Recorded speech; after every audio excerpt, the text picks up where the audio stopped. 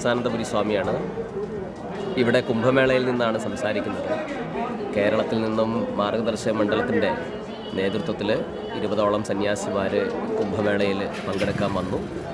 ഇവിടെ മാർഗദർശക മണ്ഡലത്തിൻ്റെ ദേശീയ സ്ഥല സമ്മേളനങ്ങൾ അതിൽ കൂടെ പങ്കെടുക്കാൻ വേണ്ടിയിട്ടാണ് വന്നിട്ടുള്ളത്. ഈ നൂറ്റാണ്ടിലെ ഏറ്റവും വലിയ ഒരു ഉത്സവവും ആചാരവും വിശ്വാസവും എല്ലാം കലർന്നിട്ടുള്ള ഒരു പ്രത്യേക പർവ്വമാണ് വാസ്തവത്തിൽ കുംഭമേള പർവ്വം.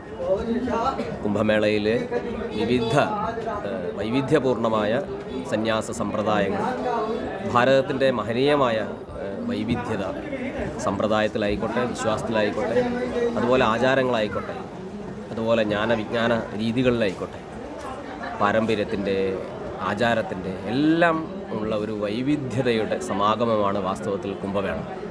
എങ്ങനെയാണ് ഭാരതം നിലനിൽക്കുന്നത്, എങ്ങനെയാണ് ഭാരതം അതിൻ്റെ പവിത്രതയെ കാത്തു സൂക്ഷിച്ചുകൊണ്ട് മുന്നോട്ട് ഗമിക്കുന്നത് എന്ന് മനസ്സിലാക്കണമെങ്കിൽ ഇത്തരത്തിലുള്ള സമ്മേളനങ്ങളിലും ഇത്തരത്തിലുള്ള സമാഗമങ്ങളിലുമൊക്കെ നമ്മൾ ഒരിക്കലെങ്കിലും പങ്കെടുക്കണം. എന്നിട്ടാണ് നമ്മുടെ ധർമ്മത്തെ നമ്മൾ കൂടുതൽ ആഴത്തിലും പരപ്പിലും തിരിച്ചറിയേണ്ടത്, എന്നിട്ടാണ് ധർമ്മത്തിൻ്റെ മഹത്വം മനസ്സിലാക്കേണ്ടത് എന്നൊക്കെ പറയാൻ ആഗ്രഹിക്കുകയാണ്. കുംഭമേളയുടെ ഈ ഒരു സ്ഥലം പ്രയാഗ്രാജ് വാസ്തവത്തിൽ അറിയപ്പെടുന്നത് തീർത്ഥരാജനായിട്ടാണ്. തീർത്ഥങ്ങളിൽ ഏറ്റവും പ്രധാനപ്പെട്ട സ്ഥലമായിട്ടാണ് പ്രയാഗ്രാജ് അറിയപ്പെടുന്നത്. ഈ ഒരു കുംഭമേളയ്ക്ക് വേണ്ടിയിട്ട് ഇവിടുത്തെ സർക്കാർ ഈ പ്രയാഗ്രാജിനെ ഒരു ജില്ലയായി പ്രത്യേകം പ്രഖ്യാപിച്ചിരിക്കുകയാണ്.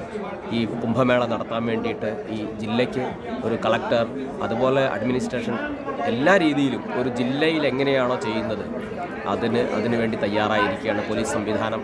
അതുകൊണ്ട് തന്നെ ഇവിടെ ഏറ്റവും പെർഫെക്റ്റായിട്ട്, ഏറ്റവും നന്നായിട്ട് ഈ കാര്യങ്ങളെല്ലാം നടക്കുന്നത് നമുക്ക് നേരിട്ട് ദർശിക്കാൻ സാധിക്കും. ഇവിടെ വഞ്ചനയോ കളവോ അല്ലെങ്കിൽ പരസ്പര വിശ്വാസമില്ലാത്ത അവസ്ഥയോ ഇല്ല. എല്ലാവരും ഒഴുകുന്നു കുംഭമേളയ്ക്ക് വേണ്ടിയിട്ട്, സന്തോഷമായിട്ട് തിരിച്ചു പോകുന്നു. ആർക്കും പരിഭവമില്ല, പരാതിയില്ല. ഇത്രയും ആളുകളെ ഇവിടെ അക്കോമഡേറ്റ് ചെയ്യാൻ വേണ്ടിയിട്ട് ഒരു പക്ഷേ താമസ വ്യവസ്ഥ, ലക്ഷോപലക്ഷം ടെൻറ്റുകൾ ഇവിടെ ഉണ്ടെങ്കിലും കോടിക്കണക്കിന് ആളുകൾ വരുമ്പോൾ ഉണ്ടാവുന്ന ചെറിയ സൗകര്യക്കുറവുകളൊക്കെ ഉണ്ടായിരിക്കാം. എല്ലാവർക്കും എല്ലാ അർത്ഥത്തിലും സുഗമമായ ഒരു താമസ വ്യവസ്ഥ ഉണ്ടായിക്കൊള്ളണമെന്നില്ല. പക്ഷേ ഭക്ഷണവും അതിനനുസരിച്ചുള്ള പ്രാഥമിക കാര്യങ്ങളും ഇവിടെ ആർക്കും ബുദ്ധിമുട്ടില്ല.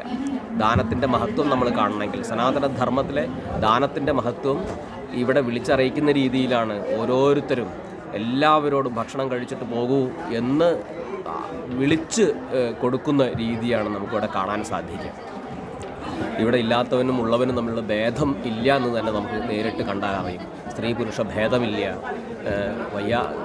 അസുഖം ബാധിച്ച ആളുകളടക്കം അവരെ ഈ കുംഭമേളയിലേക്ക് ആളുകൾ കൊണ്ടുവരുന്നതും കൊണ്ടുപോകുന്നതും എല്ലാം നമുക്ക് കാണാൻ സാധിക്കും. ഇങ്ങനെ വ്യത്യസ്തമായ രീതിയിൽ ഭാരതീയ സംസ്കൃതിയുടെ ഉദാത്തമായ മാതൃക വിളിച്ചോതുന്ന ഈ ഒരു യുഗത്തിലെ ഏറ്റവും സവിശേഷമായ ഒരു പരിപാടിയായിട്ട്, അല്ലെങ്കിൽ ഒരു സമ്മേളനമായിട്ട്, ഒരു ഉത്സവമായിട്ട്, ഒരു ആഘോഷമായിട്ട് നമുക്ക് കുംഭമേളയെ കാണാൻ കഴിയും.